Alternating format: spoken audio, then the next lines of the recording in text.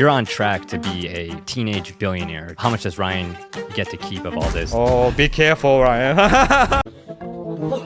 It's been a super long day of superhero adventures. I've been using my super strength to help the city defeat a giant monster. I'm all worn out, but I think I did pretty good. What's happening in Ryan's world? With 38 million subscribers and approximately 60 billion views, Ryan has been working to support his family since the age of 4.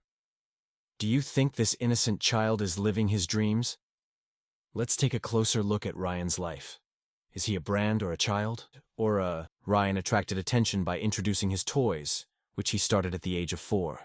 His child fans were looking at him with fascinating eyes and following him closely, accompanied by the cops, wandering around the Walmart. It seems like he has a very nice life from the outside. His parents look very innocent, but I don't think so. They see the children as a brand before the YouTube adventure started. His father, Shion Kaji, worked as an engineer, with an annual income of $100,000. His mother, Loann Kaji, works as a chemistry teacher with an estimated annual income of $40,000. They plan to use their spare savings in case of any downside when they quit their full-time jobs. Let's talk about what they did until they were 12 years old. A story of a small team of 40 people doing big things. Imagine, with 10 different global YouTube channels, they have reached more than 80 billion views in total. They developed a mobile game with more than 34 million downloads. Isn't that crazy? But all these achievements don't change how quickly the digital world will erode what they have. With the FTC's decision, YouTube revenues dropped by a massive 70%. No matter how big the success, such a decision turns all plans upside down. One of the remarkable steps in this process was that Ryan's toy brand started a great journey to the top day by day. As a young boy, Ryan's biggest dream was to one day become an animator. His family immigrated from Vietnam. Their story seems inspiring, but at some point you stop thinking, how right is it for kids in today's world to be involved in such big projects? Ryan's father's business partnerships in Japan have been an important support in this process. The family has teamed up with AMD to sign an incredible sponsorship with the tech giant, something we've never seen before. But it's something to demand. These partnerships have allowed his father to use Ryan as a tool and make a lot of money off of him. And I'm against using a child as a tool to fill his life with corporate bullshit and prevent him from seeing the truth. He's a 12-year-old kid facing power poisoning. There's a movie project where they spent millions of dollars. A life history with a huge investment, countless spent. This family with twin children has managed all these projects together.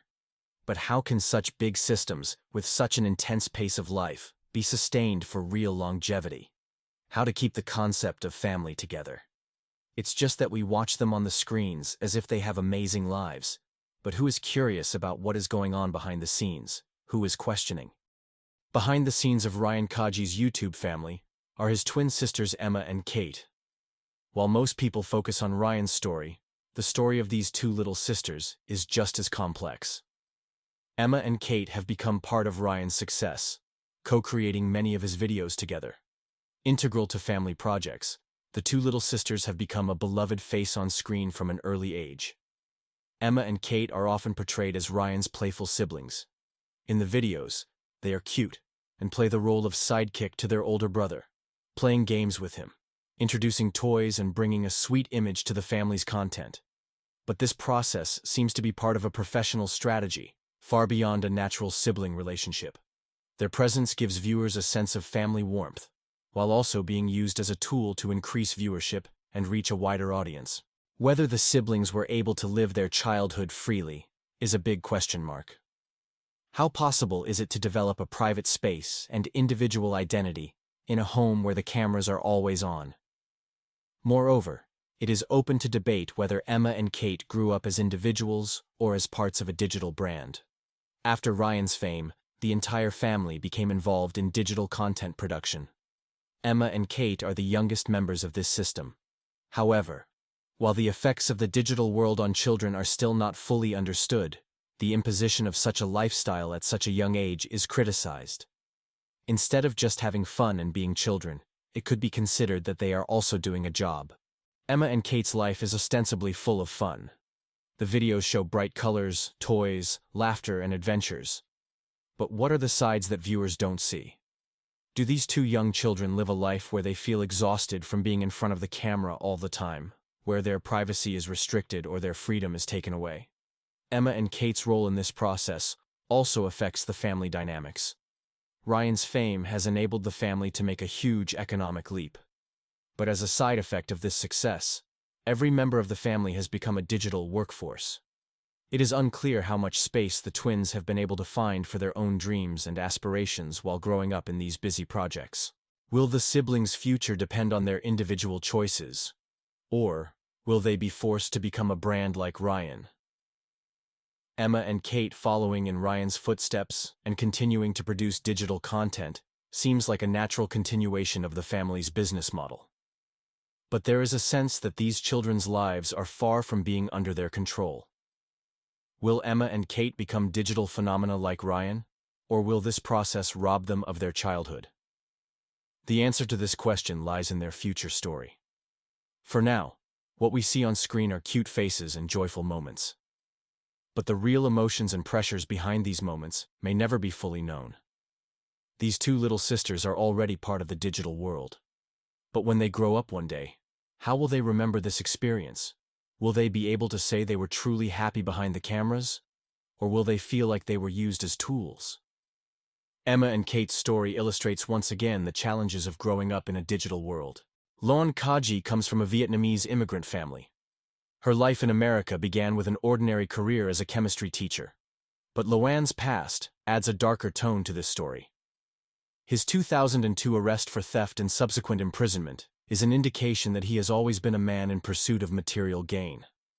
The fact that Loann creates the image of a successful and innocent mother in the digital world after such an act of theft reveals a serious contradiction. Her decisions in managing Ryan's career suggest a mindset that prioritizes her own gains over the happiness of her children. Loann, who in the past tried to profit from petty crime, has now built an empire on a larger scale, using her own child. Shion Kaji started his career as a successful engineer, earning over $100,000 a year. After immigrating to the US from Japan, Shion put his engineering career aside and focused fully on the business model he had built on the back of his child. His decision severely impacted both family dynamics and the natural growth of his own children. In leaving his professional career, Shion chose to take responsibility for this decision, not as an adult, but through his children. In the process of Ryan's branding, the father's role was more like that of an employer than a leader. He chose to sell Ryan's name as a product, disregarding his child's natural life and freedom. Loann and Shion Kaji turned their child into a business model for the sake of their ambition, a warning that a child's natural growth should not be sacrificed. Support our newly opened channel by subscribing and liking.